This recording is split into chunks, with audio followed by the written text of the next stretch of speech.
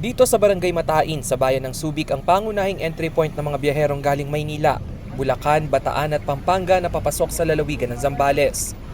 Dahil nga sa tumataas na kaso ng COVID-19 sa probinsya, ginawang pangunahing requirement ang RT-PCR o di kaya antigen test upang mapasok ito. Sa border naabutan namin ang delivery boy na si Rico Kapalungan. Mula pa sila sa Metro Manila, huminto siya sa triage upang i-update ang kanilang QR code na isa pang requirement upang makapasok sa probinsya. Halos kalahating oras ang kinain ng ganitong proseso. Subalit bukod sa oras, alangan din siya kung hanggang kailan sasagutin ng kumpanya ang gastusin sa RT-PCR testing. Limitado rin po yung oras na dideliveran namin mga supermarket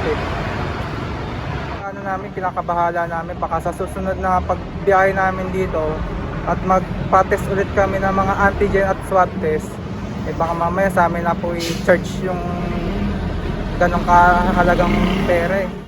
Para naman sa mall agent na si El Orlina, mabuti nang nakasisiguro ang lahat na ligtas sa COVID-19 ang mga pupunta ng Zambales.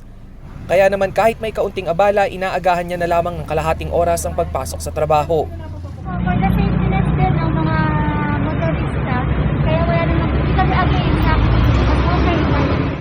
Nagbigay naman ng konsiderasyon ng Provincial IATF para sa mga residente ng lalawigan.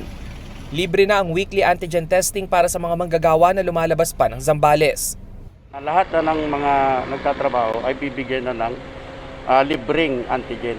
Oo. Kasi makakon yung kanilang sweldo doon lang mapupunta.